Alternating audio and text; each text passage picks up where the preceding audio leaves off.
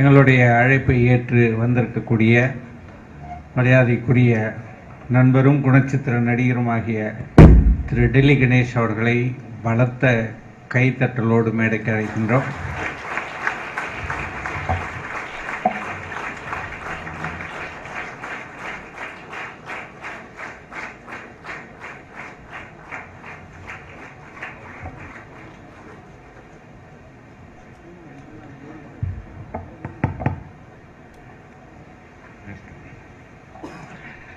காத்தாடு sir, நீங்களும் வாங்க sir மேடை. இல்லையா சார்?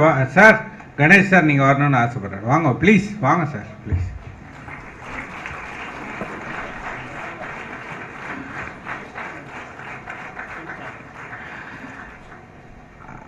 கணேஷ் சாரை ஹானர் பண்ணுறதுக்கு முன்னாடி இங்கே 35வது திருமண நாளாக அந்த பாடினாரா ஊசி பாட்டு இருக்காரா? வாங்க சார், உங்கள் ஒய்ஃபோட வாங்க. ஏன்னா இன்றைக்கி டைட்டாக ஹானர் பண்ணிட்டோன்னு வச்சுங்க, அடுத்த மாதம் பாட மாட்டீங்க. வாங்க சார் ப்ளீஸ். ஏன்னா ஒரு சந்தோஷமான ஒரு விஷயம். 35 வருஷம் உங்கள் ஒய்ஃபை வச்சு 39ஆ? இது தெரியும், நீங்கள் அலர்ட்டாக இருக்கீங்களான்னு பார்த்தேன். வாங்க சால்வ் அந்த கீழே இருக்கு பண்ணுங்க, அடியில் இருக்கு மேலே இருக்கு.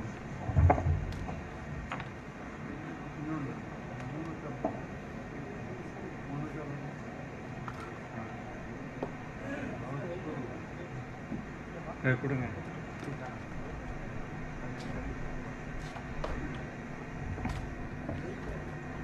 வாங்க பொண்ணு மாப்பிள்ள வாங்க. இதெல்லாம் ஒரு சந்தோஷம் சார். வாங்க please sir. Delhi Ganesh sir, Kathadi Ramamurthy sir எல்லாம் சேர்ந்து ஹானர் பண்ணுங்க. வாங்க சார். வீட்லேயும் இந்த மாதிரி பாடுவாரம்மா?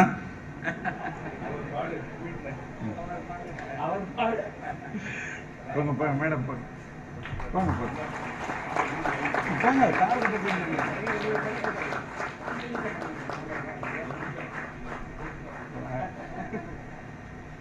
அப்படி நில்லுங்க சார். போடுங்க.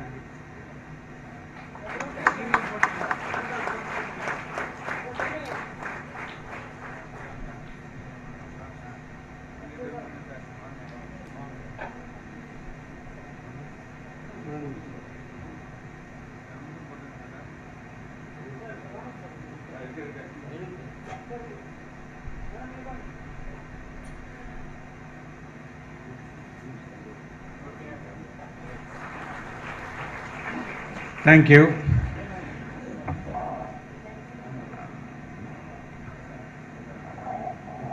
மேடம் இப்படி வாங்க. உங்கள் ஆத்துக்காரர்கிட்ட சொல்லுங்க, ஹியூமர் கிளப்பில் இந்த மாதிரி சால்வை எல்லாம் போட்டால் அடுத்தபடி லைஃப் மெம்பர் கேட்போம். 5000 ரூபான்னு சொல்லுங்கள் சார்கிட்ட. All the best. சும்மா ஒரு கலாட்டா பண்ணுறோம், வேற ஒன்று.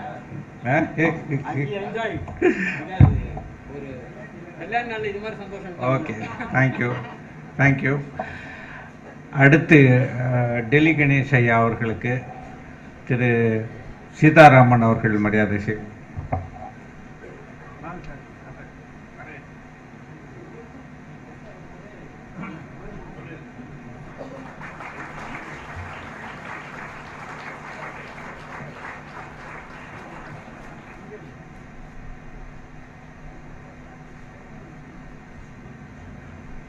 டெல்லி கணேஷ் சார் இப்போ நீங்கள் உங்களுடைய நகைச்சுவை எக்ஸ்பீரியன்ஸ் எல்லாம் சொல்லும்போது கமல் சார் கூட உங்களுக்கு ஏற்பட்ட எக்ஸ்பீரியன்ஸ், கேபி சார் கூட எக்ஸ்பீரியன்ஸ், உங்களுடைய ஐ திங்க் குரு காத்தாடு ராமமூர்த்தி சார் அவர்களுடைய பட்ன பிரவேசம் மூலமாக தானே வந்தீங்க. அதனால் அதெல்லாம் சொல்லலாம். 6:45 வரைக்கும் போகலாம் சார். ஒன்றும் எந்த விதமான இதுவும் இல்லை. மணி 6:40 சார். 5:40. நான் காத்தாடி சாரும் அலர்ட்டாக இருக்காரான்னு பார்த்துப்பேன். அதனால் நீங்கள் வந்தது ரொம்ப சந்தோஷம். நிறைய கிளிப்பிங்ஸ் எடுத்தோம் சார். எதை எடுப்பது எதை விடுப்பது என்று தெரியவில்லை. ஏன்னா வடிவேல் சார் கூடலாம் நிறைய பண்ணியிருக்காரு. இருந்தாலும் நீங்கள் இந்த நேரத்தில் வந்தது எங்களுக்கு மிகுந்த சந்தோஷத்தை அளிக்கிறது. ஓவர் டு டெல்லி கணேஷ் ஐயா அவர்கள். வாங்க சார்.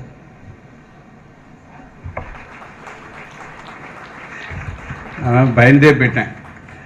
6:45 மைப்பை கொடுத்துட்டு 6:45 முடிச்சிருங்கோ அப்படின்னு. ரெண்டும் ஒன்று தானே, அப்புறம் பரவாயில்ல. நான் டெல்லியில் ஏர்போர்ட்ஸில் இருக்கும்போதே நாடகங்கள்லாம் நடிச்சுக்கிட்டு இருந்தேன், தமிழ் நாடகங்கள். அநேக பேருக்கு தெரியாது, டெல்லியிலேயே கூட தமிழ் நாடகமானு கேட்குறாங்க. டெல்லியில் நிறைய தமிழ் நாடகங்கள் 2 பேர் போட்டாங்க. சவுத் இந்தியன் தியேட்டர்ஸ், தக்ஷண பாரத நாடக சபான்னு. சவுத் இந்தியன் தியேட்டர்ஸில் தான் சுப்புடு இருந்தார். நாங்கள்லாம் தக்ஷண பாரத நாடக சபான்னு அங்கே இருந்தோம். பூர்ண விஸ்வநாதன் எல்லோரும் South Indian Theatres. TD Sundararajan இப்போது காத்தாடி கூட இருக்கிற அவரும் South Indian Theatres. Reliance Balu இன்றைக்கி டெல்லியில் பெரிய ஆளாக இருக்கார், அவரும் சவுத் இந்தியன் தியேட்டர்ஸ். நான் ஒருத்தந்தான் தக்ஷண பாரத நாடக சபாலேருந்து வந்து இங்கே வந்தேன். இங்கே வந்து சாயந்தரம் பொழுது போலே நாடகம் பார்க்குறதுக்காக வந்தபோது காத்தாடி ராமூர்த்தியோடைய நாடகத்தை போய் பார்த்தேன். அதை பார்த்துட்டு இருக்கும்போது ஒரு 2-3 சீன் கழித்து டிடி சுந்தரராஜன் அதில் வந்தார். எனக்கு அவரை டெல்லியிலே தெரியும்.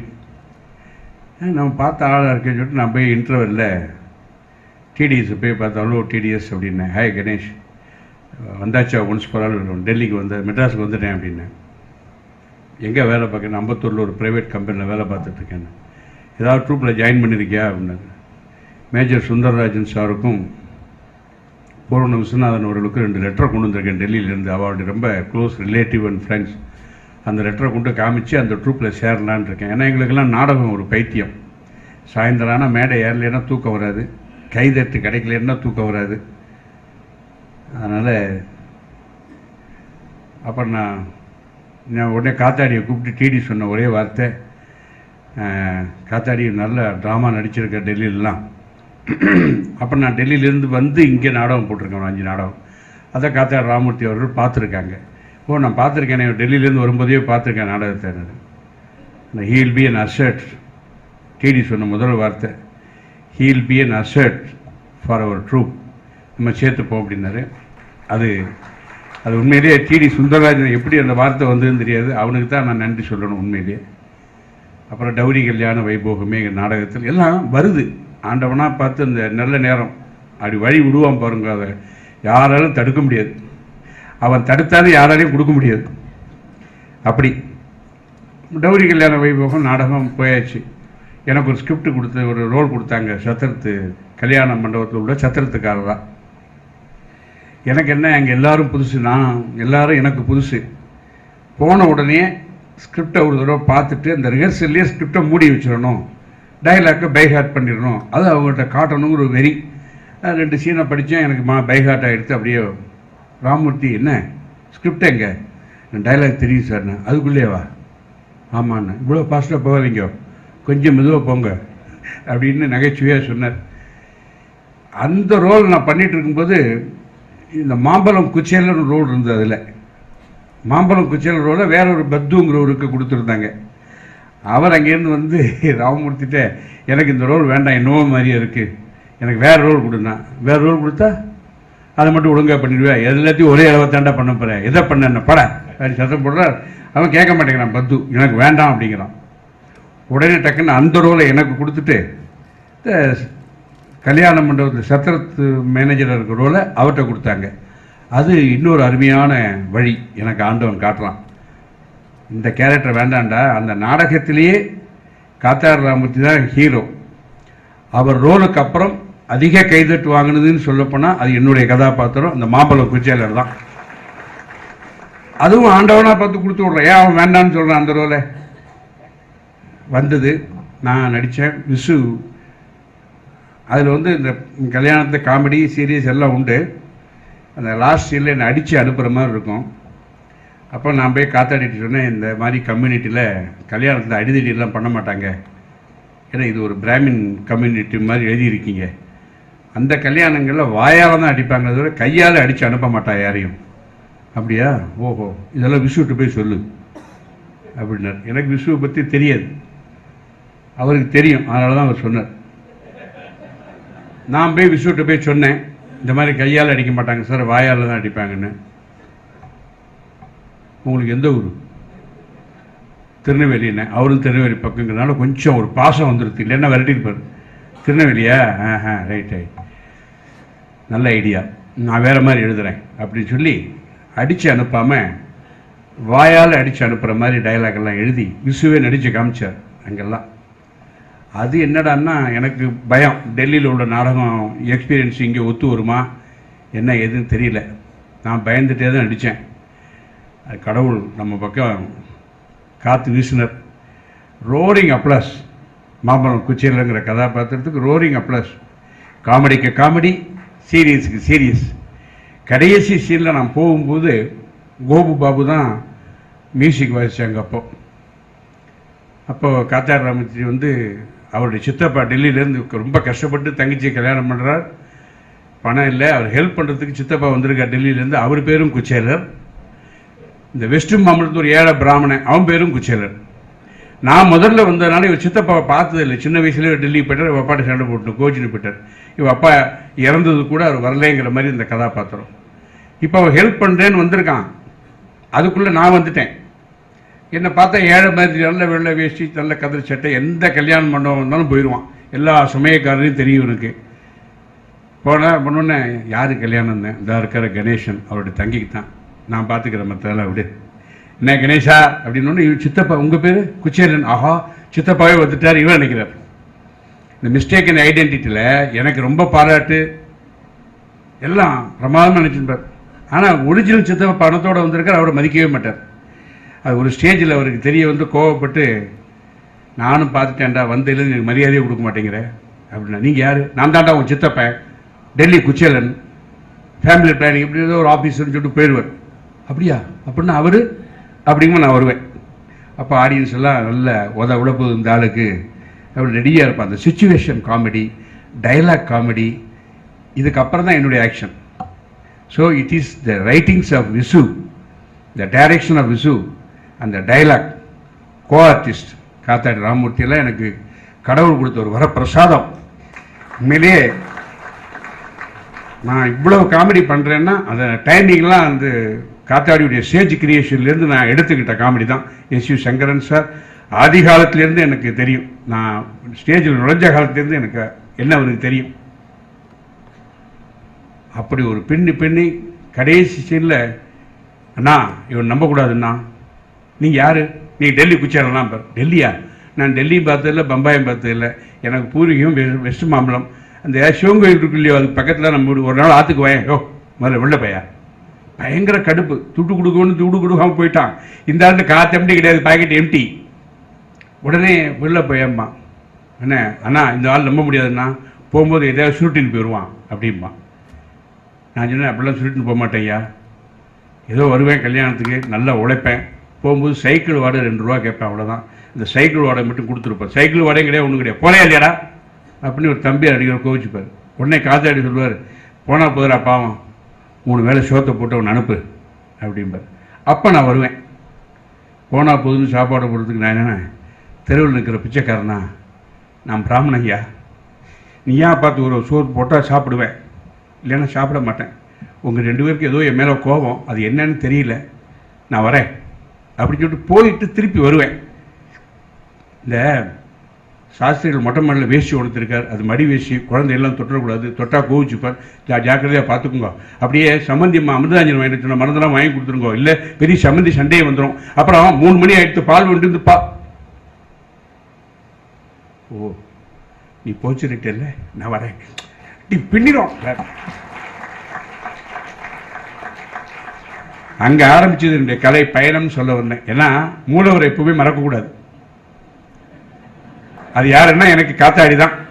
சத்தியமா காத்தாடியும் சரி, பாலச்சந்திரன் சரி, அடிக்கடி சொல்ற வார்த்தை, நான் இல்லைன்னா வேற யாரோ ஒன்று அறிமுகப்படுத்திருப்பா அப்படி. அது நான் இல்லைன்னா தானே நீ தானே, நீ இல்லைன்னா வேற யாரோ அறிமுகப்படுத்திருக்க, நீ இருக்கிய, நீ இருந்தியே. ஆகையினால இன்னைக்கு அவர் பக்கத்தில் மேடையில் உட்காந்துருக்கிறது ரொம்ப பெருமையா இருக்கு. ஏன்னா அந்த அளவுக்கு சில விஷயங்களை ஒரு கிட்டத்தட்ட 40 வருஷமா சொல்லிட்டு இருக்கேன்.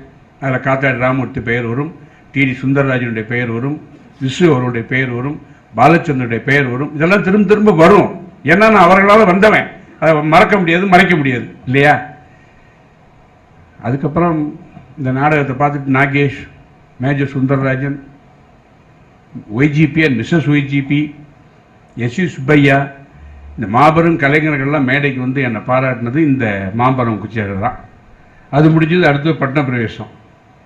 பட்டணப்பிரவேசத்தில் கிராமத்துக்காரன் மூத்த அண்ணன் கிராமத்துலேருந்து பட்டணத்துக்கு வரோம். பட்டணத்து வாழ்க்கை சரியில்லாமல் ஏமாந்து போய் நாங்கள் எல்லாம் திரும்பி கிராமத்துக்கே போயிடுறோங்கிறது தான் கதை. அதுலேயும் காத்தாடி வந்து காமெடி எனக்கு மூத்த அண்ணனாக கொடுத்தாங்க. மூத்த அண்ணன் கதாபாத்திரம் ரொம்ப அற்புதமான கதாபாத்திரம். அதில் ஒரு நாளைக்கு என்ன ஆகி போச்சுன்னா, என் தங்கை கெட்டு போயிடுவா, ஒருத்தன் கெடுத்துருவான். அவர் ரொம்ப ஆசைப்பட்டு போவோம் சின்ன சின்ன விஷயத்துக்கெல்லாம். அதை ஒரு அட்வான்டேஜாக எடுத்துகிட்டு ஒருத்தன் அவன் கூட ஒரு மாதிரியான பிஹேவ் பண்ணிடுவான்.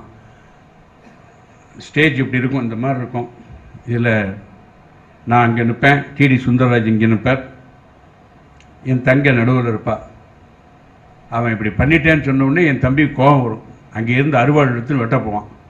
நான் அங்கேருந்து டைலாக் சொல்லணும், என் மேலே ஆன நிலுபில்ல அப்படிமே. மூத்த அண்ணன் சொன்ன உடனே கட்டுப்பட்டு நின்றுடுவான். இதுதான் சீன். அது 40 தடவை போட்டாச்சு. டைலாக்கெல்லாம் நல்ல தரவாக தெரியும். அன்றைக்கி என்னமோ அண்ணாமலை மன்றத்தில் டைலாக் ஸ்டக் ஆகிடுது, வரல. இவன் அறுவாள் எடுத்து வெட்ட போயிட்டான். எந்த இடத்துல வந்து ஸ்டக் ஆகுது வருங்க? காமெடியில் ஸ்டக் ஆனாலும் பரவாயில்ல, தடவிண்டே போகலாம், ஒன்றும் தெரியாது. இவன் வெட்டுறதுக்கு வரான். ஆனால் ஒன்றும் டைலாக் சொல்லாமல் நின்னா அவன் என்ன செய்யணும் தெரியாமல் மனரும். அப்படின்னு ரொம்ப நல்லாது. என்னமோ தெரியல, டைலாக் ஸ்டக் ஆகிடுது. ஆனால் அங்கே அவனை தடுத்து ஆகணும், ஒன்றும் தெரியல. பார்த்தேன், அந்த மேலே இருந்த துண்டு ஒன்று இருந்தது. டைலாக் வந்தால் வராட்டா என்ன, அந்த துண்டை தூக்கி இப்படி ஒரு போட்டேன். அவன் போய் அருவாளை கொண்டு ஓங்கவும் இந்த துண்டை வீசவும் என்ன ஆச்சுன்னா, அந்த துண்டு அவனுக்கும் அந்த வெட்டை வந்தவனுக்கு நடுவில் போய் கீழே விழும். உடனே டிடி ஒரு ரியாக்ஷன் கொடுப்பான். கொடுத்துட்டு இப்படி பார்ப்பான். பயங்கர தட்டு கிளாப் தியேட்டரில். டைலாக் மறந்ததுக்கு இல்லை, அந்த டைலாக் மேலே ஆக்ஷன் பண்ணோமேங்கிறதுக்காக. உடனே காத்தாடி சொன்னேன், டே இது நான் தான் சொன்னேன்னு சொல்லல என்ன அவன் இவன் சொல்கிறான். உடனே விசு வந்து நோ ஏற்கனவே நான் அவங்ககிட்ட சொல்லிட்டேன் என்ன அவன் சொல்கிறேன். ஆமாம், மரண அன்னைக்கு அதே மாதிரி கண்டிப்பாக பண்ணி அது அந்த மாதிரி விடாமல் டிடி சுந்தரம் மூஞ்சிலவே விழுந்துருச்சு. உடனே காத்தாடி கோவம் அப்படிலாம் ஒழுங்காக டைலாக் சொன்னால் போகிறோம், துண்டை ஒன்று வீச வேண்டாம், போகிறோம் ஏதோ தப்பி தவிர ஒரு ஆக்டிங் பண்ணிட்டு அதே போகிறோம் போல அப்படின்ட்டா. அது ஏதோ தப்பி தவிர வந்தது தான் ஆக்டிங். நம்ம துண்டை போடணும் போட முடியல. மறுநாள்லேருந்து நீ ஒன்றும் துண்டாரம் போட வேண்டாம், அந்த டைலாக்கே சொல்லு அப்படின்னு சொன்னேன். அதெல்லாம் ரொம்ப பக்து ஒரு தடவை டைலாக் மறந்துட்டார். ஆக்சுவலாக நான் மறந்துட்டேன் டைலாக். நான் சொன்னால் தான் அவன் சொல்ல முடியும். காத்தாடி அடிக்கடி சொல்லுவான், கணேஷ்க்கு என்ன பெரிய விஷயம்னா டைலாக் மறந்த மாதிரியே மூஞ்சியை வச்சுக்க மாட்டான், எதிர்க்க இருக்கும் மறந்த மாதிரி மூஞ்சியை காட்டுவான். ஆக்சுவலாக அன்றைக்கி மறந்து நான் தான். பக்கத்தில் இருக்கிற பத்து பிடிச்சி ஏறின்னு ஏறுறாங்க. ஏன்டா நல்ல ரோல் வேணுங்கிற, உருப்படியாக பண்ண மாட்டேங்கிற, ஒரு டைலாக் உருப்படி சொல்ல இல்லை. அவன் கணேசன் சொல்லாது, அவன் உடங்க தான் சொன்னான். ஒரே நான் பேசாமல் இருந்தேன், தப்பு பண்ணது நான் வாயே தரக்கூடாதுன்னு அப்படியே இருந்தேன். நம்ம டிடி வந்தேன், கொஞ்சம் இருடா கணேஷ் நீ அந்த டைலாக் சொன்னியா, அந்த டைலாக் சொன்னியா, போடா நாடகமே முடிஞ்சாச்சு, இப்போ எதுக்கு பஞ்சாயத்துன்னு அவனை போய் எல்லாரும் திட்டுறாங்க. நீ சொன்னா தாண்டா அவன் சொல்லுவான். சரிடா சொல்ல விடு, நீ சொல்லையா அப்படின்னு எல்லாரும் என் மேலே அப்புறம் திரும்பினாங்க. இந்த மாதிரி நிறைய நடக்கும் நாடகத்தில். நாடகத்தில் நடக்கிற மாதிரி காமெடி உலகத்துலேயே கிடையாது. அவ்வளோ நாடகத்தில் என்னென்னமோ நடக்கும். அதுக்கப்புறம் வந்து பாலச்சந்தர் வந்து அந்த பட்னப்பிரவேச நாடகத்தை பார்க்குறார். 4 தடவை 5 தடவை பார்க்குறார். கடைசியில் இதை படமாக எடுக்கிறதா முடிவு பண்ணி, அதில் நான் நடித்த கதாபாத்திரத்துக்கு முதல்ல ஜெய்சங்கரை போடலாமா இல்லை அசோகன்கிற நடிகர் அவரை போடலாமான்னு யோசிச்சுக்கிட்டு இருந்தாங்க. கடைசியில் விசு சொன்னாப்புல, நீங்கள் தான் எல்லா புதுமுகங்கள்லாம் அறிமுகப்படுத்துறீங்களே, இவங்களே போடலாமேன்னு சொல்லிட்டு காத்தாடி ராமூர்த்தி, நான், டிடி சுந்தரராஜனுக்கும் அழைப்பு வந்தது. ஆனால் அவங்க வீட்டில் அவர் அப்பா அம்மாவுக்கு சினிமா நடிக்கிறதுல இன்ட்ரெஸ்ட் இல்லைங்கிறதுனால அவர் வரல. அப்புறம் அதை ஜெய கணேஷ் பண்ணார் அந்த ரோலை. அப்போ வந்து நாடகத்தில் பட்னப்பிரவேசத்தில் நடிக்கிறேன். அவர் தான் அறிமுகப்படுத்தி வச்சார் அந்த நாடகத்தில். அவர் தான் டெல்லி கணேஷ்னு பேர் வச்சார். எப்படி பேர் வைக்கணும் அப்படின்னார். அது நான் அப்போ என்ன ஆச்சு, ஃபுட் கார்பரேஷனில் சேர்ந்துட்டேன். ஃபுட் கார்பரேஷனில் சேர்ந்து நான் என்றைக்கு சேர்றேனோ அன்றைக்கி தான் பட்னப்பிரவேசன் ஷூட்டிங் ஆரம்பம். அதனால் நான் என்ன பண்ணேன், ஃபுட் கார்பரேஷனில் போய் இந்த மாதிரி இங்கே என்ன போய் சொல்லலான்னு தெரில, டெலகிராம் வந்துன்னா காட்டும்பான். அதுக்காக இப்போ தான் டெலிஃபோன் வந்து, sir my father is very serious in Tirunelveli, நான் உடனே போகணும் சார் அப்படின்னேன். அப்போ நாளைக்கு நீங்கள் ஜாயின் பண்ணலையா? எப்போ ஒரு வேணும்னா 10 நாள் கழிச்சு வந்து 10 நாள் ஷூட்டிங். 10 நாள் கழிச்சு வந்துடுவேன். 10 நாள் கழிச்சு வரணும், இல்லைன்னா அந்த ஆர்டரை கேன்சல் பண்ணிடுவோம். நான் பரவாயில்ல சார், கண்டிப்பாக வந்துடுவேன் அப்படின்ட்டேன். சொல்லிவிட்டு நான் மறுநாள் ஷூட்டிங் போயிட்டேன். ஷூட்டிங் போன அன்றைக்கே ஃபஸ்ட்டு டேயே ப்ரெஸ்ஸில் போட்டெல்லாம் வந்துட்டாங்க.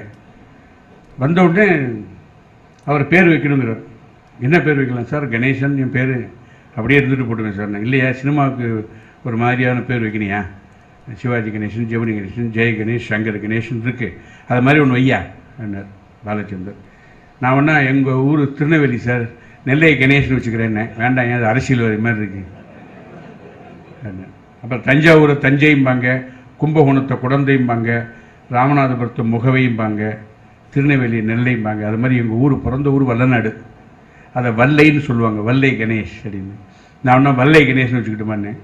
நீ நடித்தாலே செக்கு வல்லை, பேமெண்ட் வல்லைன்னு சொல்ல போகிறேன். ஏன்டா நெகட்டிவாக வச்சுக்கிறேன், நெகட்டிவாக வச்சுக்கிறேன். என்ன அப்போ ஒன்று பண்ணுறேன் சார், என்ன உங்கள் பேரில் பாதி வச்சுக்கிறேன். எப்படி?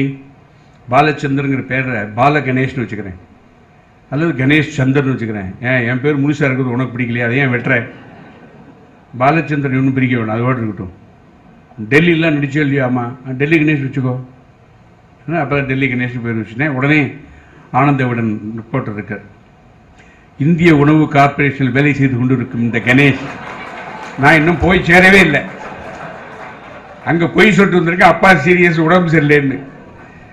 இந்திய உணவு கார்ப்பரேஷன் வேலை செய்யும் டெல்லி கணேஷ், சாதாரண கணேஷ் பட்ன பிரவேசத்தின் மூலமாக டெல்லி கணேஷாக அறிமுகமாகிறார் அப்படின்னு போட்டு என் ஃபோட்டோவெல்லாம் வேறு போட்டு விட்டாங்க. எனக்கு தெரியாது.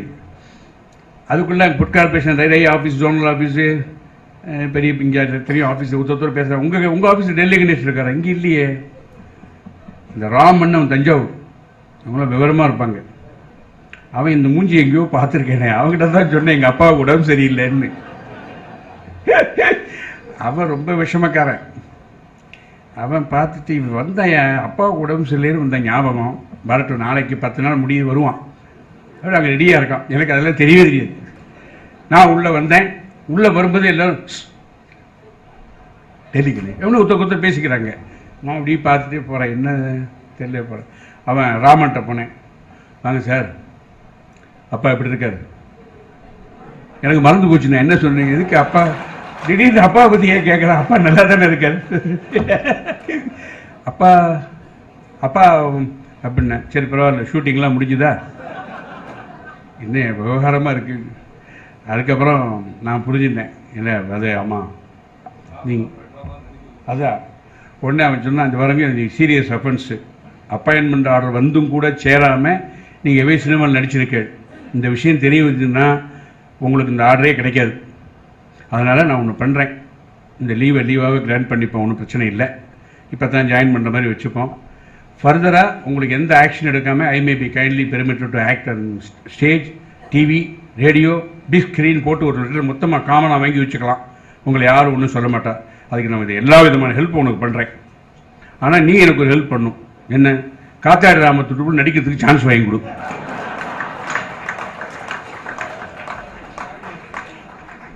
உடனே வாங்கி கொடுத்தா 5 வருஷம் நடித்தார் காத்தாடி ராமத்துக்குள்ள, நாடகத்தில் நடித்தான். அப்புறம் திட்டினான், அடிக்கடி டைலாக் மறந்தான், இவனுக்கு ஒன்று ஏன்டா சேர்த்தேன் அப்படின்னு. அந்த மாதிரி பட்ன பிரவேசத்துலேருந்து நாங்கள் எல்லோரும் ஒரு தடவை நாடகம், அப்புறம் பாலச்சந்தர் சார் சொன்னார், இதை திரைப்படமாக எடுக்க ஆரம்பிச்சிட்டோம், இனிமேல் நீ நாடகமெல்லாம் போடாத, பட்ன பிரவேசத்தை நிறுத்திக்க அப்படின்னார். அன்றைக்கி பெங்களூரில் ஒரு ட்ராமா மறுநாளைக்கு, அதை மட்டும் போட்டுறது சார், இதுக்கப்புறம் போடலன்னாரு. நாளைக்கு பெங்களூரா? சரி ரைட்டு, பெங்களூரில் மட்டும் போடு, அதுக்கப்புறம் எங்கேயும் நீ பட்ன பிரவேசம் போடக்கூடாதுன்ட்டு. நிறைய டேட் வந்துருந்து, நாங்கள் போடல, பெங்களூரில் மட்டும் போட்டுட்டு அதோட நாடகத்தை நிறுத்திட்டோம். அப்புறம் பட்ன பிரவேசம் நல்லபடியாக வந்தது. நிறைய மார்க்கெல்லாம் கொடுத்தாங்க. ஆனந்தவுடனில் ஒரு புது எஸ்சி சுப்பியா போகிற ஒரு நடிகரை அறிமுகப்படுத்துறதுக்கு போனஸ் மார்க்கு அப்படின்னாங்க, என்னென்னமோ கொடுத்து அது வந்தது. அதுக்கப்புறம் 8 வருஷம் பாலச்சந்தர் வந்து என்னை கூப்பிடவே இல்லை. அப்போ கமலை எங்கே சந்திச்சேன்னு கேட்டால், முதல்ல பட்ன பிரவேசம் படம் ஷூட்டிங் நடந்துகிட்டு இருக்கும்போது நாங்கள்லாம் கிராமத்துலேருந்து வந்திருக்கோம். பட்டணத்தில் நங்கநல்லூர் எங்கேயோ ஒரு மாதிரி, அப்போல்லாம் நங்கநல்லூர் அவ்வளோ டெவலப் ஆகாத டைம், மடிப்பாக்கம் நங்கநல்லூர்லாம் பட்ன பிரவேசம் டயத்தில் 1976 நான் சொல்கிறது. அப்போது கிராமத்துலேருந்து வந்து இவங்க பட்டணத்தில் வந்திருக்காங்க. ஆனால் இவங்க பட்டணங்கிறதையே புரிஞ்சிக்காமல் கிணத்தடியில் சும்மா கோமணத்தை கட்டிட்டு குளிக்கிற மாதிரி சீன்.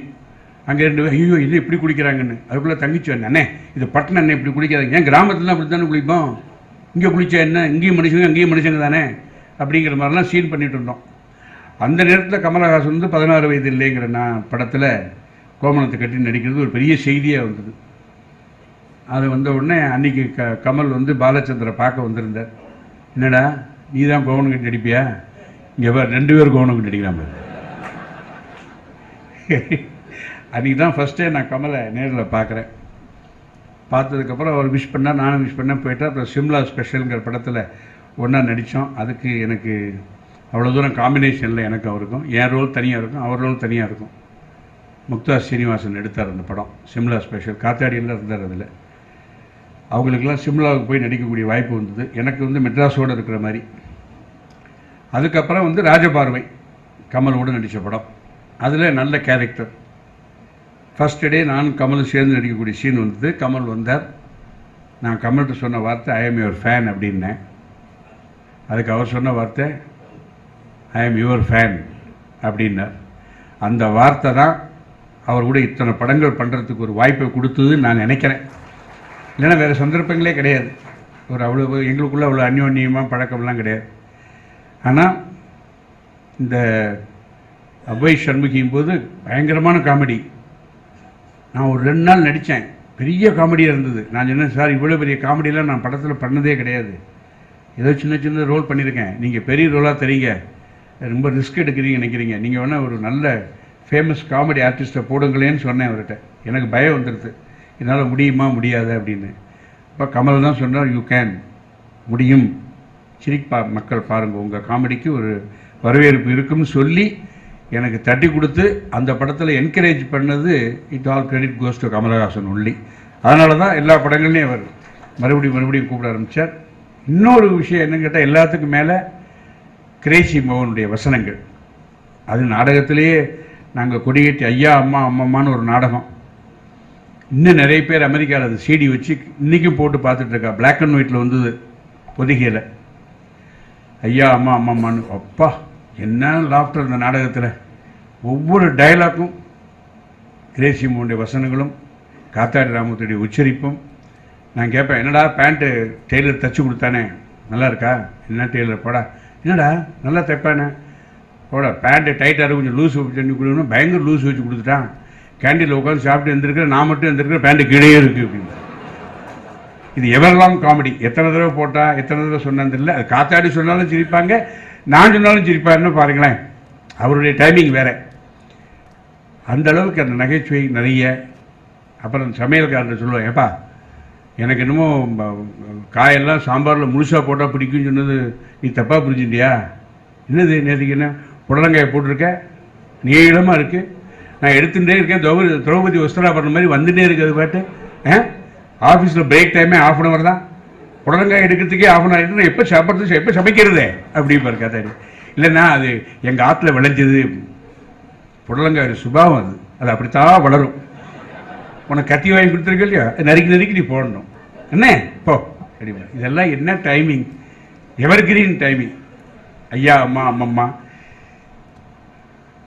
நல்லா ஒரு நாளைக்கு 3 ட்ராமா. மயிலாப்பூர் ஃபைனான்ஸில் காலம்பில் இருக்கும், அண்ணாமலை மண்டலத்தில் சாயந்தரம் மத்தியானம் இருக்கும், ஆர்ஆர் சபாவில் சாயந்தரம் இருக்கும். 3 ட்ராமா போட்டிருக்கோம். அதுவும் இந்த ட்ராமான்னா பரவாயில்ல, டௌரி கல்யாணம், பட்ன பிரவேசம் 2மே சீரியஸ் கதாபாத்திரம். தலைவலிக்கு எனக்கு அந்த டைலாக் சொல்லி சொல்லி. பட்ன பிரவேசத்தில் கடைசி சீன் எனக்கு மட்டும்தான் டைலாக், வேறு யாருக்கும் கிடையாது. காத்தாடி ராமூர்த்தி கதை பிரகாரம் ஸ்மக்லிங்னா என்னன்னு தெரியாமல் யாரோ ஒருத்தர் பெட்டியை தரான்னு சொல்லி அதை வாங்கிட்டு போய் கொடுத்தா 200 ரூபா கிடைக்குது. அண்ணே ஒரு பெட்டியை கொண்டு கொடுத்தா 200 ரூபா கிடைக்குதுன்னேம்மா, அது என்ன இருக்குது அதில், அது ஸ்மக்லிங் பொருளாச்சே, அதெல்லாம் தெரியாத ஒரு இன்னசென்ட் கதாபாத்திரத்தில் ராமூர்த்தி நடிப்பார். அவரை போலீஸ் பிடிச்சின்னு போயிடுவாங்க. போலீஸில் என் தங்கையை ஆசை வார்த்தை காட்டி ஒருத்தன் கெடுத்து போடுவான். என் தம்பி ரயிலில் ஆக்சிடென்ட் பண்ணி அவன் பிகம் இன்சேன், ஒன்றும் தெரியாது, அவன் பாட்டு உட்காந்துருப்பான். இப்படி இருக்கும் சூழ்நிலை. கடை வச்சேன், அதை கார்பரேஷன்காரன் வந்து இடிச்சிடுவான். இப்போ கடைசியில் எல்லாம் முடிஞ்சு we are going back to village. அதில் ஒரு டைலாக் சொல்லணும்னா, அந்த சீனில் ராமூர்த்தி இருக்க மாட்டார். கிளைமேக்ஸில் நான், மற்ற தம்பிகள், எங்கள் அம்மா, என் தங்கை எல்லோரும் இருப்பா. அப்போ சொல்லுவேன், என் தம்பியை காதலிச்ச பொண்ணுட்ட, அம்மா நாங்கள் புறப்படுறோம்மா, நாங்கள் எங்கள் கூட எதையும் எடுத்துகிட்டு போகல, நாங்கள் எப்பவும் சேர்ந்து சாப்பிடுவோமே தட்டு, அதையும் எங்கள் அப்பா ஒரு படத்தையும் தான் எடுத்துகிட்டு போகிறோம். மற்றபடி குமரனோட மூளை, வள்ளியோட மானம், இதெல்லாம் இந்த பட்டணத்துக்கு தார வார்த்துட்டு போகிறோம். பிள்ளை வானத்தில் பறக்கிறது ரொம்ப சுலபம், தண்ணியில் மிதக்கிறது ரொம்ப சுலபம், ஆனால் பட்டணத்தை வாழ்கிறது ரொம்ப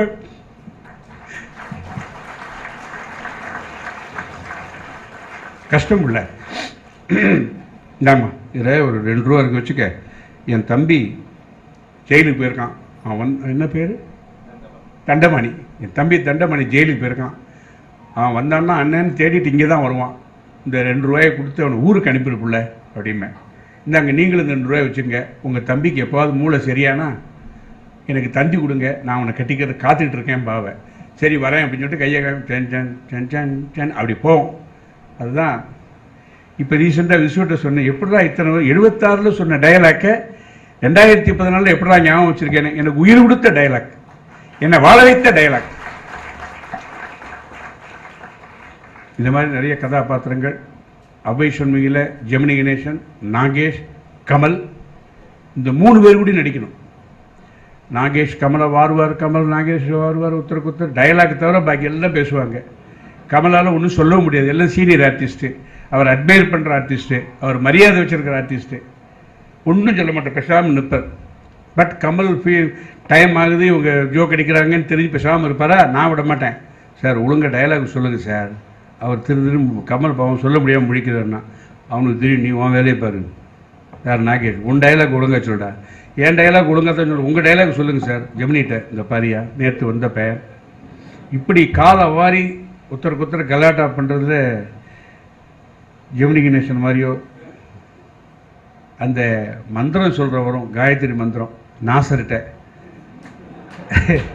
அது நானாக சேர்த்தது தான். அதில் இருந்ததை விட நானாக சேர்த்தேன். இப்போ உனக்கு சந்தியாவந்தம்லாம் தெரியுமா அப்படின்பேன். ஒன்று ஜெமினி எதுக்கிட்ட அதெல்லாம் கேட்குறேன். இல்லைன்னா நம்ம குடும்பம் ஆச்சாரமான குடும்பம். சரி வேண்டாம், காயத்ரி மந்திரமாக தெரியுமா எங்கே சொல்லு பார்க்கலாமே. அவனுக்கு ஒன்றும் தெரியாது, அவன் முஸ்லீம், அவன் நமாஸ் பண்ணிடுவான். பாருங்க, ஓம் போர் பவ சுபஹ என்ன அழகாக சொல்கிறான் பாருங்க. ஆமாம், அது சொல்லவே இல்லை. இதை ஜெமினி விழுந்து விழுந்து சிரிப்பார். அதுக்கேற்ற டைலாக் தெரியாமல் முடிப்பான். பேன் எடுத்து கொடுக்குறான் பாருங்க, பர்கோ தேவஸ்ய தீமஹி அப்படின்னு. அது ரவிக்குமாருக்கு காயத்ரி மந்திரம் தெரியாததுனால அவர் கொஞ்சம் யோசிக்கிறார். இதெல்லாம் வேண்டாம் சார், ஃபுட்டேஜ் அதிகமாக. ஜெமினி சொல்கிறார், இல்லை இல்லை நல்லா இருக்குது, பயங்கரமாக சிரிப்பாங்க, இருக்கட்டும் அப்படி சொல்கிறார். இந்த மாதிரி ஒவ்வொரு இடமும் கமல் அணு அணுவாக ரசித்த காட்சிகள்லாம் நிறைய உண்டு. அதே மாதிரி மைக்கேல் மதன காமராஜரில் என் ஒய்ஃபு ட்ரிவேண்ட்ரம், அவள் மலையாளம் கலந்த காத்தாராமத்தி ஒய்ஃபுக்கு தெரியும் அவள் எப்படி பேசுவான்னு. என்ன மலையாளம் கலந்த தமிழில் இன்றைக்கும் பேசுவாள். அவள் என் மாமனார் தவறி போயிட்டார். அவருடைய சித்தப்பா இளைய மாமனார் அவரை கொண்டு வந்து மயிலாப்பூரில் வாடகைக்கு ஒரு வீடு எடுத்தேன். வெறும் 100 ரூபா தான் வாடகை, 250 ரூபா தான் அட்வான்ஸு. அந்த 250 ரூபா கூட அப்போ கையில் இல்லை. காத்தாடிட்டு தான் கேட்க போகிறேன்னே. காத்தாடிட்டேன், நல்ல ஆள் பார்த்தேன்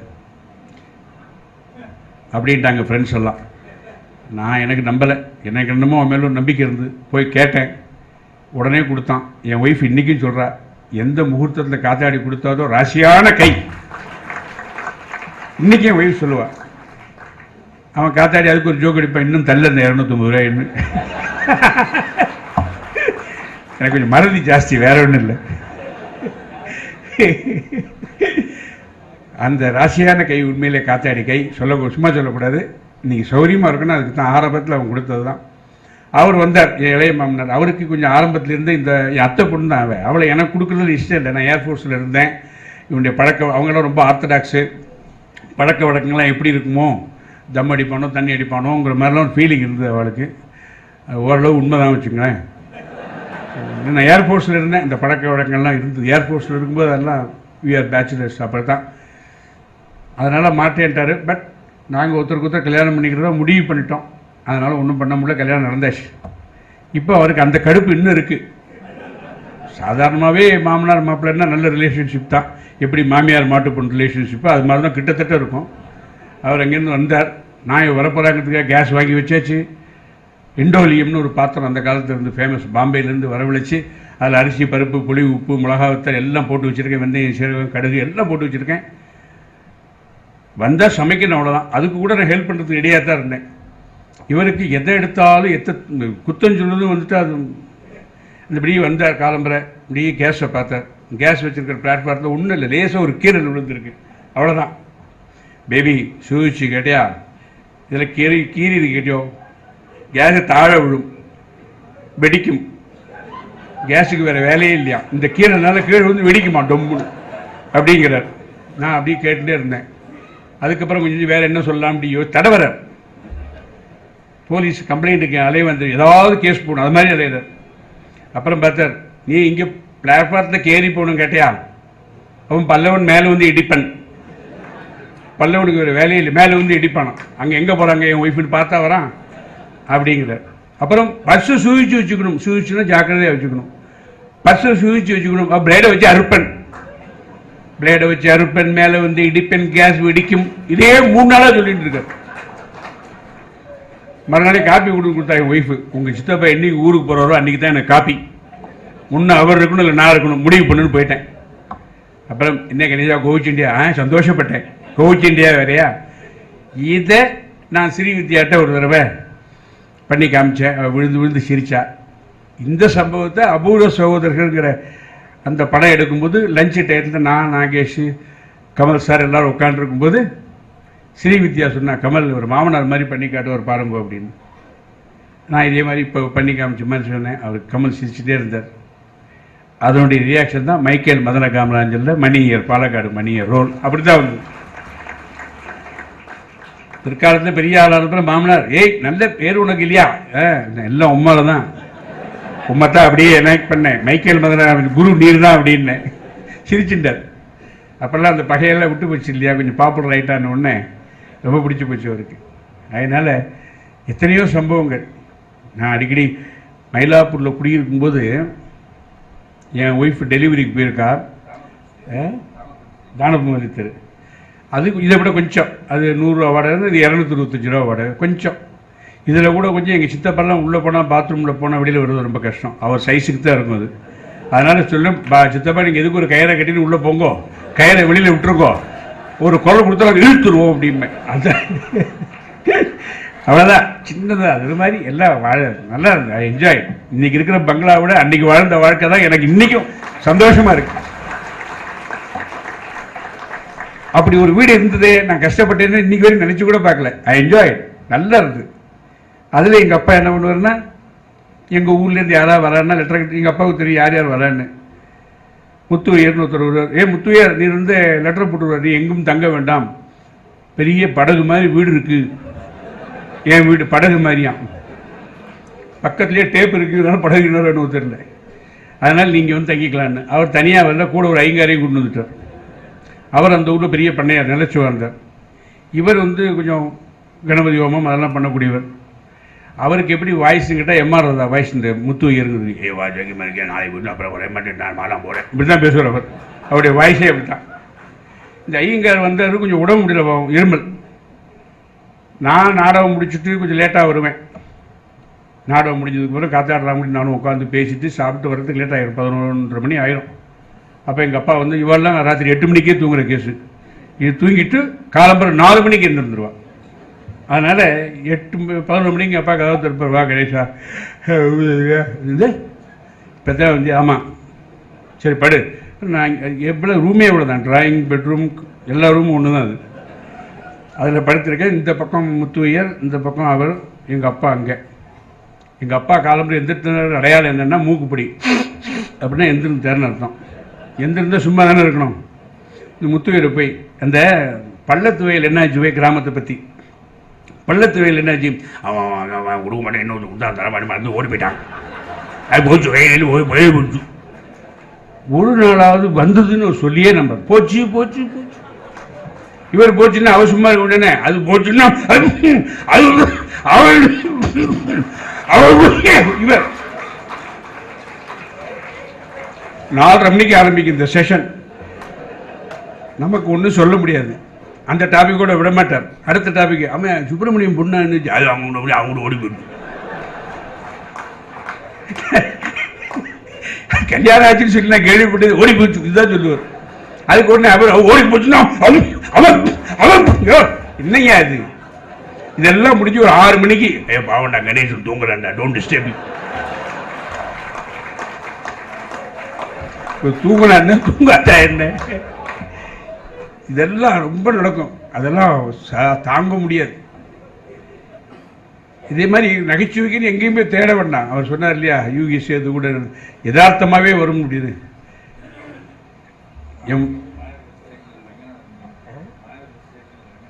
ஆமாம் ஆமாம், நாங்கள் அப்படியே ரயில்வே ஸ்டேஷன் நாடகம் போட போகும்போது நாடகம் ஐயா வண்டி நின்றுதுன்னா நான் உட்காந்துப்பேன். நான் ஒரு வேலைக்காரன் மாதிரியும் அவர் பண்ணையார் மாதிரியும். அவன் ஏதோ பேச, நான் அப்போ முடியாது, நான் முடியாது, நீ என்ன சண்டை. ஸ்டேஷன்லேருந்து எல்லாம் இறங்கி வந்துடுவான். என்ன ஆச்சு சும்மா இருங்க, அவருக்கு ஒரே சண்டை. அப்புறம் வண்டி பண்ண வாங்க போகலான்னு ஒன்று எல்லோரும் ஷாக்கு. நான் நடிப்பேன் அதுமா. அந்த மாதிரிலாம் பிளாட்ஃபார்த்தில் அப்படிலாம் பண்ணோம். இப்போ கூட என் மாமியாருக்கு 82 வயசு ஆச்சு. அவள் பாம்பேயில் இருக்கா. என் ஒய்ஃப் இங்கேருந்து ஃபோன் பண்ணுவாள். நான் ஒன்றும் சொல்ல போகிறதில்லை. அவள் பாட்ட அம்மாட்ட பேசிக்கிறா.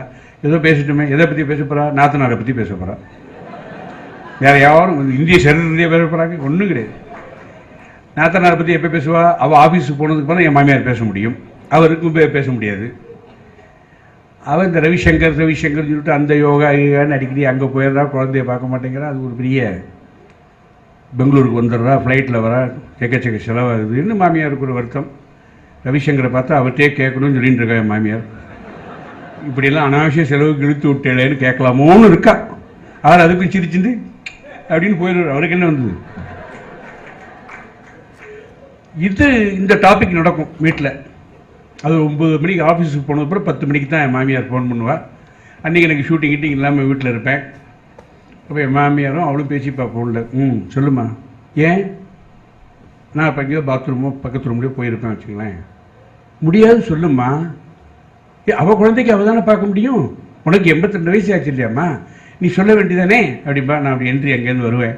ம் ம் ம்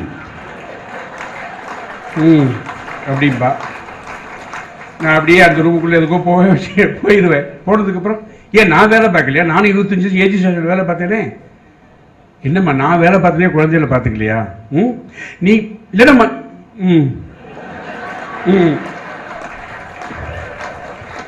இவாளுக்காக நான் அங்கங்கே நடக்காம முடியுமா? இந்த 2ஆம் தடவை சொல்லும்போது மாமியார் அங்கேருந்து கேட்பா, அவர் இருக்காரா அப்படின்னு. அவ புரிஞ்சுக்கிறாங்க. அப்படின்னா அவங்க இருக்காருன்னு அர்த்தம். நான் சொல்லுவேன், நான் ஏதாவது கேட்குறேன், நீங்கள் பாட்டு பேச. இன்னைக்கும் இத்தனை வயசாச்சு, அந்த அளவுக்கு ஒரு மரியாதையா பயமா என்னன்னு தெரில. இல்லை நான் கேட்பேன், இதெல்லாம் வேணுமா ஃபோன்லன்னு சொல்லுவேன்னு நினைக்கிற அளவு ஒன்றும் தெரில. அவள் பாட்டு பேசிட்டு போகிறா. அதே மாதிரி சத்தம் போட்டு பேசிட்டு போய் வீட்டில் எல்லாரும். நான் வரேன்னா அப்பா வரார் டைனிங்னு அமைதியாகிடும். நான் நிறைய பேர் என்னை வில்லு நாய்க்கிறாதம்மா, நானும் உங்கள் கூட சேர்ந்து சிரிக்கிறேன்னு சிரிக்கவே விட மாட்டேன். எல்லாம் சீரியஸ் ஆகிடுவாங்க. இந்த மாதிரி நிறைய சந்தர்ப்பங்கள் வீட்டில் என் குழந்தையெல்லாம் உட்காந்தா என்னென்ன ஜோக் அடிச்சோ, என்னென்ன நடந்தது, யார் யார் எப்படி பேசினா அதெல்லாம் சொல்லி சிரிப்போம். ஆனால் இந்த நகைச்சுவை மன்றம் சேகர் எப்படியோ ஆரம்பித்து மொட்டை மாடியில் 5 பேர் 10 பேரை வச்சு விருகம்பாக்கம் வல்சரவாக்கம் நாங்கள் எங்கெங்கெல்லாமும் போய் அலைஞ்சு பாவம். அவர் பட்ட அவஸ்தை. பிஆர்ஜி தான் முக்கியம். அவர் ஆரம்பித்து வச்சது. பிஆர்ஜியெல்லாம் ரொம்ப ரசிகன். நாடகத்துக்குள்ளே வந்தாருன்னா மேடையில் கணேஷ் பிரமாதண்டா, பிரமாதமாக பண்ணேன் அப்படின்னு சங்கரன் இவெல்லாம் மனப்பூர்வமாக வாழ்த்தினான். அதெல்லாம் சொல்லாமல் இருக்க முடியாது எங்களால். அப்படி ஆரம்பித்து அதுக்கு எங்களை மாதிரி கூட்டம் சேர்க்கறதுக்காக டெல்லி கணேஷை வாங்கன்னு கூப்பிட்டு இன்றைக்கி நல்ல உள்ள காருக்குள்ளே என்ட்ரு பண்ணும்போதே அவர் சொன்னார், என்னை காரில் கூட்டின்னு வந்தார். சார் பார்த்தீங்களா எத்தனை காருன்னு, எங்களுக்கு பெருமையாக இருக்குது சார், அவ்வளோ தூரம் நகைச்சுவை மன்றம் வளர்ந்துருக்கு சார் அப்படின்னார். அவ்வளோ அழகாக இருந்து. அதில் இன்றைக்கி நகைச்சுவை சொன்னவா அத்தனை பேரும் எழுதித்தான் பார்த்து தான் சொன்னாலும் கூட அந்த டைமிங் அழகாக எந்த விதமான ஸ்ட்ரெயின் பண்ணிக்காமல் அப்போ இப்படின்னா சொன்னால் நகைச்சுவே வராது, கடன்னு வரணும். அதெல்லாம் ரொம்ப அழகாக சொன்னால் எல்லா நகைச்சுவையும் ரொம்ப பிரமாதமாக இருந்தது. எக்கச்சக்கமாக நகைச்சுவை, நிறைய நாலேஜ் வந்துடுது உங்களுக்கு. அப்படி ஒரு கூட்டத்தை ஏற்பாடு பண்ணியிருக்கார். இன்றைக்கி என்னுடைய கிளிப்பிங்கெல்லாம் போடும்போது எனக்கே ரொம்ப உற்சாகமாக இருந்தது. நான் இதெல்லாம் எனக்கு மறந்து போச்சு, நான் என்னென்ன பண்ணேன்னு அதெல்லாம் கூட ஞாபகத்துக்கு வந்தது. அப்போ நான் பெருமைப்பட்டேன். எனக்கு பெருமை சேர்த்து தருகிறார் சேகர், அவருக்கு தான் நான் தேங்க்ஸ் சொல்லணும் உண்மையிலேயே. இன்றைக்கி அவர் கூட காரில் வரும்போது எல்லாமே நகைச்சுவை தான். எப்படி எங்கே மியாட் ஹாஸ்பிட்டல் இருந்து அப்படின்னார். மியாட் ஹாஸ்பிட்டலுக்கு அடுத்த ரைட்டுன்னு சொல்லியாச்சு. அது அடுத்த ரைட்டில் திரும்பணுமா வேண்டாமா? அதுக்கு அடுத்த ரைட்டில் திரும்ப நான் என்ன பண்ண முடியும்? என்ன எங்கே இருக்க நீங்கள் அடுத்த ரைட்டு சொல்லலோ? ஆமாம், நான் அதுக்கு அடுத்த ரைட்டில் போயிட்டேன். உங்களை யார் போச்சோன்னா இப்போ அங்கே யூட்டர்ன் இல்லை, அப்போ எல்என்டி போய் யூட்டர்ன் போகணும். போயிட்டு வாங்க, நான் வெயிட் பண்ணுறேன். நான் அதுக்குள்ளே ஒரு கார் வந்து அப்படின்னேன். ராமசாமி நான் இல்லை, அது பக்கத்து வீடு, அவருக்கு தான் வண்டி, உங்களுக்கு இல்லைன்ட்டாங்க. அந்த வண்டி நமக்கு தான் வருதோ நினச்சி கேட்டேன். அப்புறம் தான் அவர் வந்தார். அந்த உடனே எப்பா எப்படி ஆகிப்போச்சு, மேயாட்டு வரைக்கும் எனக்கு தெரியும், அதுக்கப்புறம் தெரியலையேன்னார். 2 தடவை இப்படி வந்தெல்லாம் தெரிஞ்சிடும் உங்களுக்கு, ஒன்றும் கவலைப்படாதீங்க அப்படின்னு. சில பேர் அந்த ஏரியாவிலே லேண்ட்மார்க் என் வீடு தான். நெசப்பாக்கத்தில் முதல்ல வீடு கட்டினது நான் தான். அதுக்கு பேரே டெல்லி ஹவுஸ்னு பேர். அதை ஷூட்டிங்க்கு வாடகைக்கு விட்டுருந்தேன் கிட்டத்தட்ட 20 வருஷமாக. எல்லாருக்கும் தெரியும், பாலு, மதன் இவெல்லாம் வந்திருக்கா வீட்டுக்கு ஷூட்டிங்க்கு. காத்தாடி எல்லோரும் ஷூட்டிங் வருவா. அதனால் அந்த வீடு, அந்த ஏரியாவே டெல்லி ஹவுஸ். யார் வீடு லேண்ட்மார்க் இருந்தால் டெல்லி ஹவுஸ் இருக்குல்ல, டெல்லி கணேஷ் வீடு, அதுக்கு பின்பக்க ரோடுன்றுவான். அது 4 மைல் தள்ளி இருந்தாலும். அன்றைக்கி ஒரு நாளைக்கு கிரகப்பிரவேசம் எங்கள் வீட்டுக்கு பக்கத்தில் சத்யா நகர்னு. அது எனக்கு தெரியல. அன்றைக்கி எனக்கு ஷூட்டிங்கில் காலை தொடச்சிட்டு இருந்தேன். எல்லாத்தையும் அது என்ன போட்டிருக்காங்க கல்யாண பத்திரிகையிலேயே, நீயே டெல்லி கணேஷ் ஹவுஸ்னு போட்டிருக்காங்க உங்களுக்கு. அங்கேருந்து ஒருத்தர் ஸ்கூட்டர் வந்து அவரே நிற்கிறாரே. என்ன இந்த சத்யா நகர் அந்த அந்த அந்த தெரு.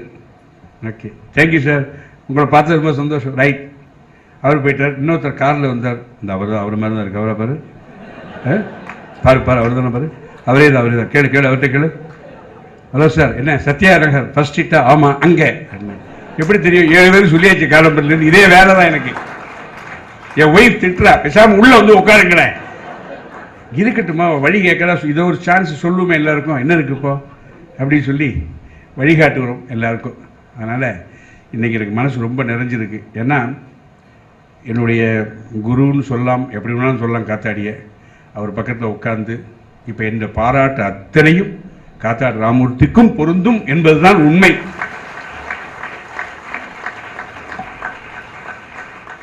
நாங்கள் 2 பேரும் டிடி சுந்தரராஜன் நானும் நாடகத்துக்கு போகும்போதெல்லாம் அட்டகாசம் பண்ணுவோம் ட்ரெயினில். செந்தமிழ் தேன் மொழியால் நிலாவென சிரிக்கும் மலர்கொடியாள், நிலாவென சிரிக்கும் மலர்கொடியாள், பைங்கனி இதழில் படரும் அந்த பாட்டை நாங்கள் 2 சண்டை போட்டே பாடுவோம். செந்தமிழ் தேன் மொழியால் நிலாவென, அதுக்கு அவன் மாற்றினில் பிறந்தவளோ புதிதாய் கற்பனை படித்தவள் சேற்றினில் மலர்ந்த செந்தா. அதுக்குள்ள ரயில் எல்லாரும் வந்துருவோம். என்னையான்னு பாட்டு பாடுவோம்யா போங்க, இது எங்க வேய பாட்டு. அதுக்கப்புறம் பஜனை எல்லாம் போடுவோம். என்னென்னமோ அந்த ரயிலில் போற கலாட்டாக்கள் கும்பல்.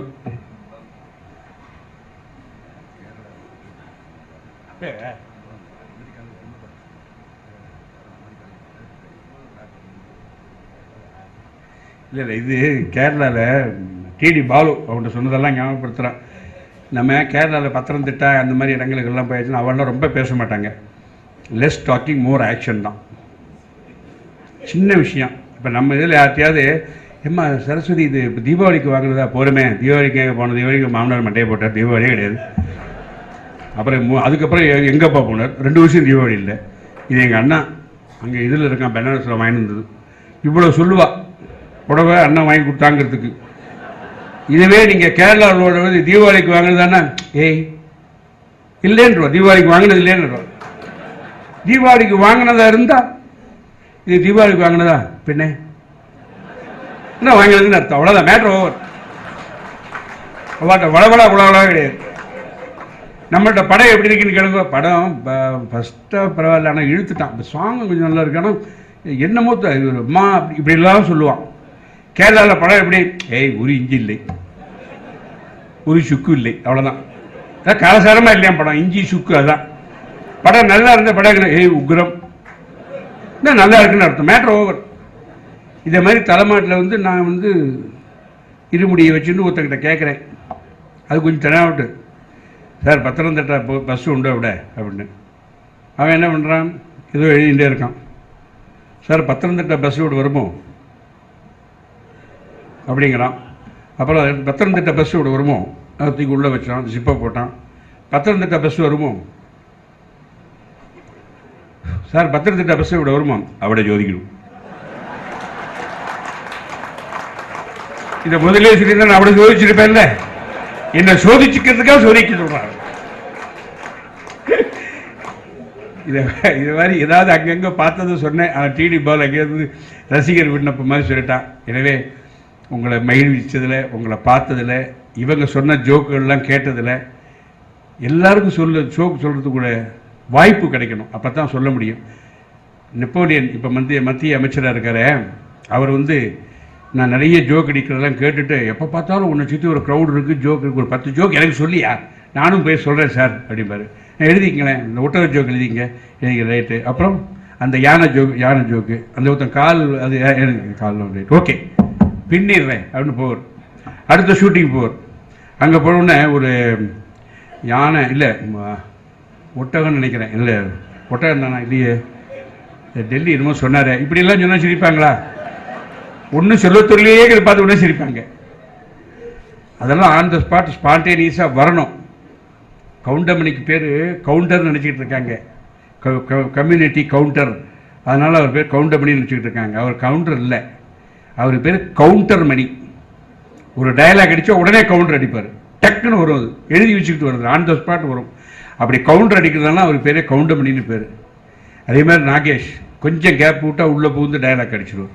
இதெல்லாம் அந்த ப்ரெசன்ஸ் ஆஃப் மைண்ட் அண்டு கடவுள் கிஃப்ட்டு தான், இல்லைன்னா அது சொல்ல முடியாது. ஆக சேகர் அவர்கள் ஒருத்தரையும் கூப்பிட்ற விதமே நல்லா இருக்குது. சேகர் அவன் நல்லா கூப்பிட்றாரு. சீக்கிரமாக நிறுத்திங்கன்னா அதுக்கு தகுந்த மாதிரி டைலாக் விடுறாரு.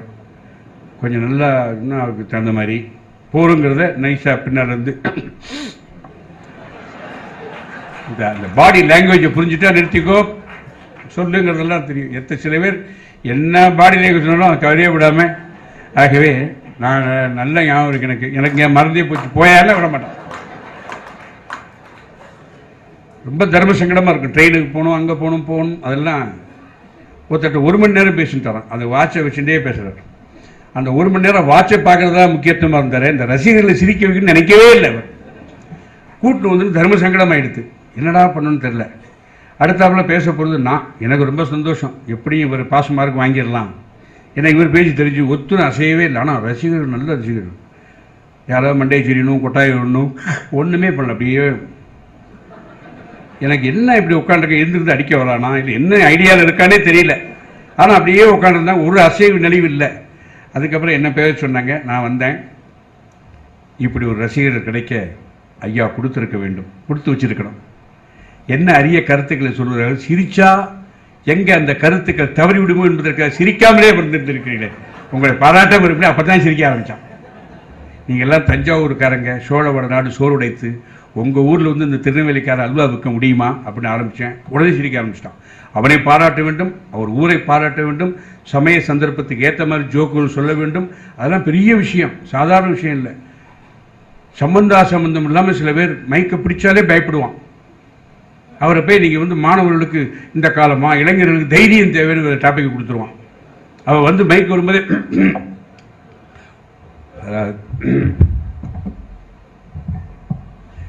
என்ன பண்ண கையை வச்சுன்னு தெரியாது. இப்போ மைக்கை தட்டி இப்போ மைக்கெல்லாம் ஓகே தான், இவர் பேசுனா தானே. அதனால் அப்படிலாம் பேசி ரொம்ப சிரமப்பட்டுருவார். நானும் PS ரங்கநாதனும் டெல்லியில் மைக்கில் யார் யார் எப்படி பேசுவானே ஒரு தனி ப்ரோக்ராம் வச்சோம். லாஃப் PS ரங்கநாதன் கடுகு இப்போ அமெரிக்காவில் இருக்கார். அவர் நம்ம நகைச்சுவை கிளப் மெம்பர் தான், சேகருக்கு தெரிஞ்சவர் தான். ரொம்ப அபார நாலேஜ். அவர் கூட லாஃப்னு டெல்லியில் ஒரு ப்ரோக்ராம் போட்டிருக்கேன். ஆக உங்களை சந்திச்சது ரொம்ப நன்றி. நான் ரொம்ப நேரம் எடுத்துக்க விரும்பலை. எப்போ கூப்பிட்டாலும் நான் வருவேன், உங்களில் ஒருவன் என்பதை மட்டும் கூறிக்கொண்டு எல்லா பெருமையும் எல்லா புகழும் எனக்கு வந்ததாக நினைக்கவில்லை, இந்த ஹியூமர் கிளப்புக்கு வந்ததாக நினைத்து விடைபெறுகிறேன். வணக்கம், நன்றி.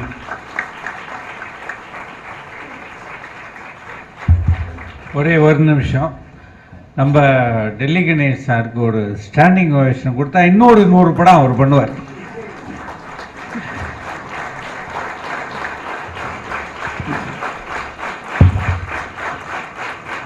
தேங்க்யூ. ஒரு 2 நிமிஷத்தில் கலைஞ்சிடலாம் கொஞ்சம். கணேசன் பேசின பிறகு பேசுறது அதிக பிரச்சனைத்தனமாக இருக்கலாம். பட் ஒன் திங், எந்த நிமிஷத்தில் DD Sundararajan delegation is asset to stage creation என்னோட ட்ரூப்பு சொன்னோன்னா அது 100க்கு 100 உண்மை. ஏன்னா அந்த ரோலை கணேசன் பிரபலமாகி சினிமாலாம் நடிக்க ஆரம்பித்தப்பறம் நிறைய பேர் அந்த ரோலை பண்ணி பார்த்துருக்காங்க. நான் அவங்ககிட்ட சொல்லுவேன், கணேசன் எப்படி பண்ணானோ அதே மாதிரி பண்ணுங்க, அது பண்ணினா போகிறோம், நீங்கள் ஒன்றும் அதிக பிரச்சனைத்தனமாக பண்ண வேண்டாம்ட்டு. அன்னிலேருந்து ஆரம்பித்து ஸ்டேஜ் கிரியேஷன்ஸ் வந்து ஒரு நிலைக்கு வரத்துக்கு காரணமாக இருந்தது மெயின் ரீசன் டெலிகனேஷன் அவர்கள் என்பது.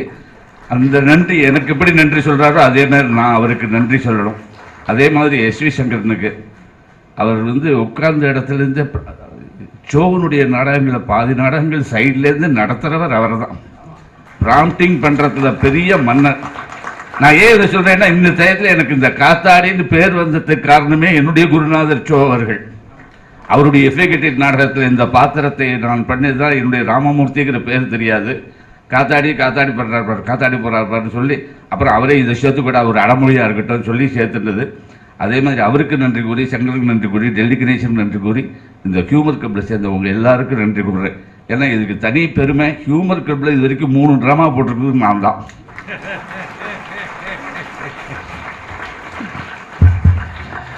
நம்முடைய அடுத்த மாத கூட்டம் வந்து மார்ச் மாதம் எகெயின் 9ஆம் தேதி. Kindly note the change in timing. Morning 10 மணிக்கு பாரதிய வித்யா பவன். ஒரு நல்ல ஒரு பெரிய ப்ரோக்ராம் இருக்கும், அதுக்கு வந்துடுங்க. அப்புறம் ஜூன் 15 வந்து நம்மளுடைய 31வது ஆண்டு விழா. ஜூன் 15 வரைக்கும் அந்த ஓல்டு சப்ஸ்கிரிப்ஷன் நீங்கள் கொடுக்கலாம். 200 ரூபாயும் 2000 ரூபாயும் கொடுக்கலாம். இப்போ உங்களில் என்ன சொல்கிறீங்க, இவ்வளவு நேரம் நீ நல்லா தானடா பேசியிருந்த, இப்போ என்னத்துக்கு தேவையில்லாமல் சப்ஸ்கிரிப்ஷன் அப்படின்னா சொல்ல வேண்டிய ஒரு கட்டாயம் இருக்குது. நான் நிஜமாகவே ரொம்ப சந்தோஷப்படுறேன். நிறைய பேர் வந்து அந்த லைஃப் மெம்பரில் பேலன்ஸ் உங்களுக்கு கொடுக்கலாமான்லாம் கேட்குறாங்க, சங்கடப்படுத்துகிறாங்க. நிறைய பேர் நாங்கள் கொடுப்போம் அப்படிங்கிறாங்க. I leave the option to you. இந்த humour club it is not for money. ஏன் நாங்கள் இன்க்ரீஸ் பண்ணினோம் அப்படின்னா முடியல, இந்த எல்லாம் எங்கேயோ போய் நிற்கு. நாளைக்கே வந்து இப்போ நாளையிலேருந்து இது இங்கே ஏசி ஒர்க் ஆரம்பிக்க போகிறது. ஜூலையில் வந்து பிஎஸ் எஜுகேஷனல் சொசைட்டியில் வந்து இல்லை சேகர் நீங்கள்லாம் ரொம்ப நல்லா பண்ணுறீங்க, you take the hall free அப்படின்னு சொல்லிட்டாங்க. ஹிந்துவில் வந்து ஃப்ரீயாக கொடுக்குறாங்க. காமராஜர் அங்கே ஃப்ரீயாக கொடுத்தாங்கன்னா நிச்சயமாக நாங்கள் உங்களை சார்ஜே பண்ண மாட்டோம். அதனால தான் கொஞ்சம் ஏற்றினோம், வேறு வழி இல்லாமல் ஏற்றினோமே தவிர. ஜூன் 16லேருந்து அந்த நியூ ரேட் வருது, 500 and 5000 வருது. இப்போ உள்ள ஆனுவல் மெம்பர் அந்த 200 கொடுக்குறவங்க ஜூன் 15th வரைக்கும் நீங்கள் பண்ணிக்கலாம். பேலன்ஸ் 1800 கொடுத்துட்டு will become a life member. Support பண்ணுங்கள். ரெண்டாவது, இன்றைக்கி கலாகேந்திரா.com வந்து ரொம்ப ஒரு பெருந்தன்மையோட இந்த நிகழ்ச்சியில் எல்லா நிகழ்ச்சிகளையுமே வெப்காமில் பண்ணுறேன்னு சொல்லியிருக்காங்க. அந்த நிறுவனத்தை சேர்ந்த அனைத்து தொழிலாளர்களுக்கும் அனைத்து அந்த ஆஃபீஸ் பேரர்ஸுக்கும் எங்களுடைய மனமார்ந்த நன்றியை தெரிவித்துக் கொள்கின்றோம். டெல்லி கணேஷ் வந்து இன்றைக்கி ரொம்ப ரொம்ப ஃபார்மில் இருந்தார். நிறைய நடிப்பெல்லாம் செஞ்சு ரொம்ப அழகாக அந்த ஒரு 1 hour வந்து ரொம்ப அற்புதமாக பண்ணார். அவருக்கு நம்முடைய நன்றி. எஸ்வி சங்கரன் அவர்களுக்கு நன்றி. காத்தாடி ராமமூர்த்தி இவர எனக்கு என்னென்னா, இப்போ நான் அவரை இப்போ கொஞ்ச நாள் குருவாக ஏற்றுனிருக்கேன். நீங்கள் வந்து பயப்படக்கூடாது. என்ன குருன்னா, நான் இவரை பார்த்து தான் வாக்கிங் போகிறதுக்கு கற்றுனேன். அது எந்த ராஜா எந்த பட்டணம் போனாலும் 4 to 5:30 போட் கிளப்பில் அவர் பாட்டுக்கு வாக்கிங் போயிட்டே இருப்பார். நான் அதை விட்டு இப்போ அவரை ஒரு விடாபடியாக பிடிச்சிட்டு நான் என்ன தான் 5 மணிக்கு கிளம்பினாலும் அவர் கிளம்பி வந்துடுவார். நான் போகிறதுக்குள்ளே அவர் கிளம்பி வந்துடுவார். அதனால் அவர்கிட்ட ஒரு நல்ல பண்பை நான் அவர் பாட்டுக்கு அதில் அந்த வாக்கிங் போகிறது. நான் நேற்றுக்கு அலுமினி கிளப்பில் பேசினேன், போட் கிளப்பில், ரோட்டரி கிளப்லேயும் பேசினேன். வாக்கிங் போகிறத வச்சே நான் வந்து 4 மணி நேரம் பேசுவேன். விகே சந்திரசேகர் வந்திருக்கார். என்னென்னா இவங்கெல்லாம் அங்கே வாக்கிங் போகிற அதில் ஒருத்தர் ராமநாதன் வருவார். இவங்களுக்கு தெரியாது, ஒரு வயசானவர். அவரை விட வயசான ஒரு நாயை அழிச்சின்னு வருவார் அவர். அது நான் காதார் ராமமூர்த்தி சாரும் வாக்கிங் வந்தால் பேச மாட்டார். நாளை எங்களுக்குள்ள அவ்வளோதான். அது மாதிரி என்ன நின்று பேசவே மாட்டோம். விகேசியும் பேச மாட்டார். இந்த ராமநாதனுக்கு என்னென்னா, அவர் கொஞ்சம் ஏதோ என்ன வெகுளியா அசடா ஒன்றும் தெரியாது. அவர் திடீர்னு அந்த நாயை அழிச்சு, நாய் மேலே ரொம்ப பிரியம். அவரை கலாட்டா பண்ணுவாங்க எப்போ காலையில் 5 மணிக்கே. ராமநாதன் எஸ் அப்படின்னா நாய் எப்படி இருக்கும், வெரி குட். ஆனால் ராமநாதனுக்கு வந்து நாய் மேலே ரொம்ப ஈஸி. ஹீஸ் மை சன் அப்படிம்பார். ஏதாவது நாயை Ramanathan he's my son jury அப்படிம்பா. ஓஹோ, அவன் எதுக்கு இருக்கிறோம் சும்மா இல்லாமல். கரெக்ட் சார், அப்படியே முகஜாடை உங்களை மாதிரியே இருக்கு சார். அவன் ரசிப்பான் சார், அந்த ஆள் ரசிப்பான். Yes correct, that is what my wife also said you know அப்படிமா.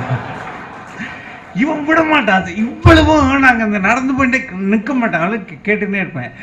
அவன் சொல்லுவான், அப்படி சொல்லியிருக்க மாட்டாங்க சார் உங்கள் ஒய்ஃபு, நீயும் உங்கள் மூஞ்சின்னு சொல்லியிருப்பான், நீங்கள் அதை தப்பாக நினச்சிட்டீங்கன்னு.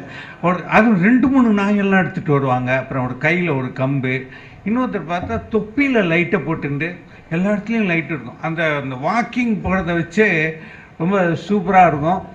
அது வந்து எனக்கு அந்த விஷயத்தில் அவர் தான் குரு. ஏன்னா இப்போ அது நடக்க ஆரம்பித்து இப்போ காலையிலன்னா வாக்கிங் போகாமல் இருக்க முடியவில்லை. அதை உங்ககிட்ட பகிர்ந்துட்டு இந்த திரும்பவும் அந்த kalakentra.com நிறுவனத்துக்கு எங்களுடைய நன்றியை தெரிவித்து கொண்டு நான் திருப்பி உங்களை ரிக்வெஸ்ட் பண்ணிக்கிறேன். இப்போவே வந்திருக்கு, வி என்ஜாய்டு யுவர் ப்ரோக்ராம் அப்படின்னு நிறைய எஸ்எம்எஸ் வருது.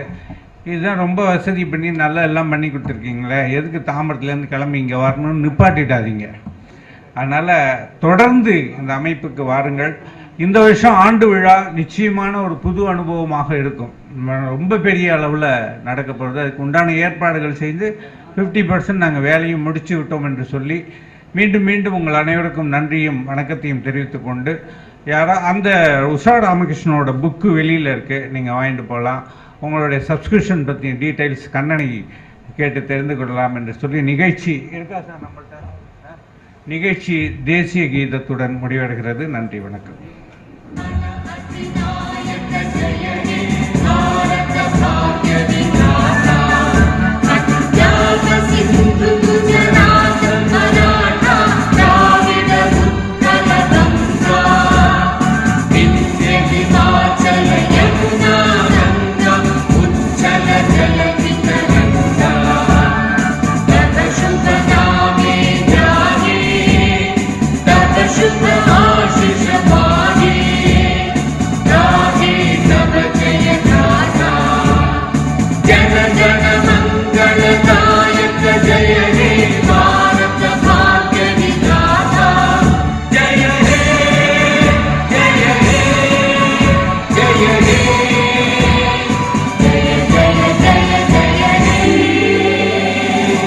நன்றி, வணக்கம்.